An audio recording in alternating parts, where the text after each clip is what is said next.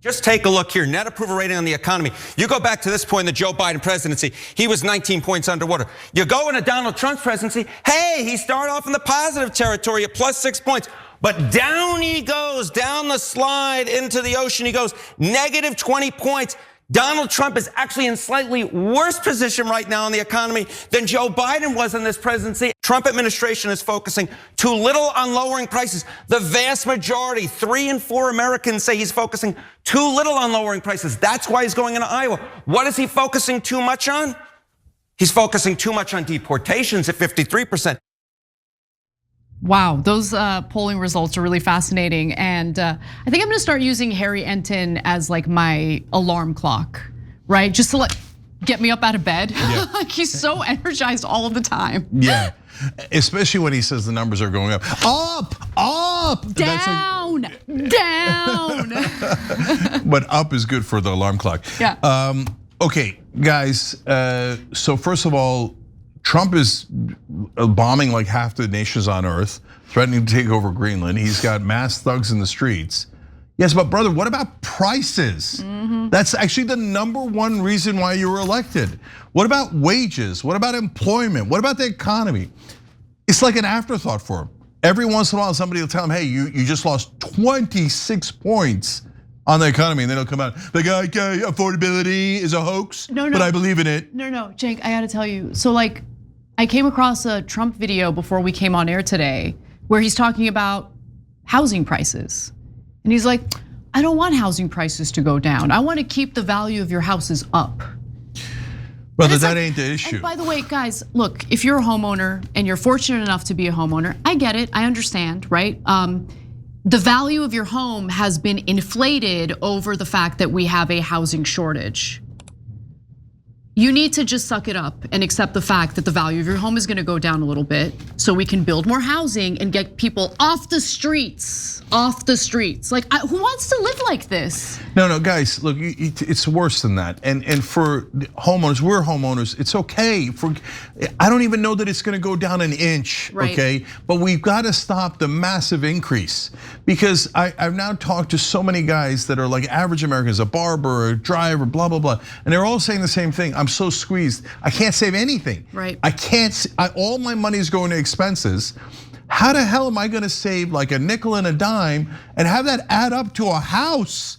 So I couldn't do that on this savings. I couldn't buy a house in the old days. In the new days, it's impossible. Yeah. I talked to an Ethiopian Uber driver who's gonna go back to Ethiopia because he's like, the dream is dead. Oh, maybe this is the deportation strategy. Yeah, I mean, but guys, where are the Americans gonna go? Yeah, maybe the Ethiopians can go back home, okay, but we can't, we live here. So let me give you some more details about the current economic climate here in the US because we do have some more polling from where that came from. So this month, US confidence in the economy hit stunning lows, and that's according to the Conference Board, which is a global nonprofit think tank. So the Conference Board said on Tuesday, actually, that its consumer confidence index cratered 9.7 points to 84.5 in January, falling below even the lowest readings during the COVID-19 pandemic. And then if you take a look at this chart, let's bring this up real quick. You can see that the last time the consumer confidence index came in that low was 2014, and the shaded area marks recessions, okay? So the good news is that as of now, consumer confidence is still, higher than it was in the aftermath of the 2008 financial crisis. But what isn't good news, the bad news, is that the trend line is going in the wrong direction. And we do have some more numbers from the Conference Board. Here's what else they found. A measure of Americans' short-term expectations for their income, business conditions, and the job market tumbled 9.5 points. Consumers' assessment of their current economic situation slid by 9.9 points.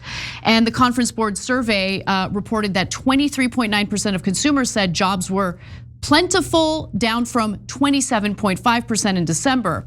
Also, 20.8% of consumers said jobs were hard to get, which was up from 19.1% the month previous.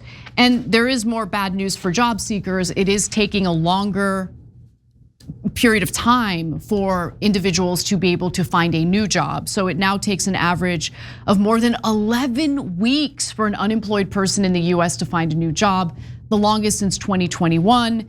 And that is damning when you consider the fact that a lot of different companies right now are laying people off, including Amazon, which just announced that they are planning to lay off 16,000 corporate employees.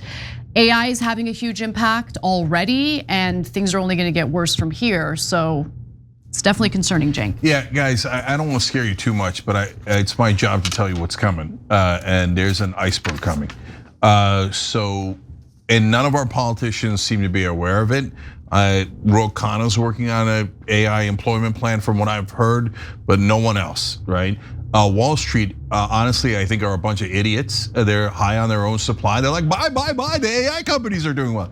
Yes, but how is every other company going to do when there's massive unemployment? Who's gonna buy their products? So here, let me tell you a story. A friend of mine owns a company. He is talking to others that own companies in tech and digital, et cetera.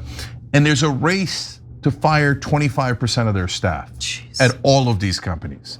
They think whoever fires 25% first is gonna have a competitive advantage. But they're all going to fire the 25%. They're just wondering how quickly they can get there. And Amazon has begun already. And by the way, who did they fire? A lot of the guys they hired were software developers. Those are the first guys on the chopping block. AI can do the software development. So that job is gonna get wiped out. I've now heard from the entertainment business, different categories of jobs being wiped out by AI. So there's a giant iceberg up ahead, and it seems like no one in power realizes it. And we're gonna run straight into that iceberg. Look, I think this is one of the easier predictions, but I can't believe that no one else has their hair on fire at this late date on it. There's going to be at least 10% unemployment. And you know what happens when there's 10% unemployment? Depression. So things are gonna get terrible. And all those people are not gonna be able to buy any products. The economy is gonna be obliterated.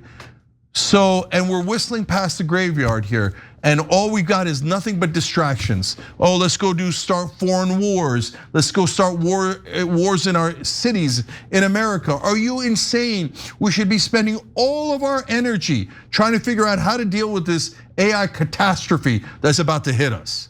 Every time you ring the bell below, an angel gets his wings.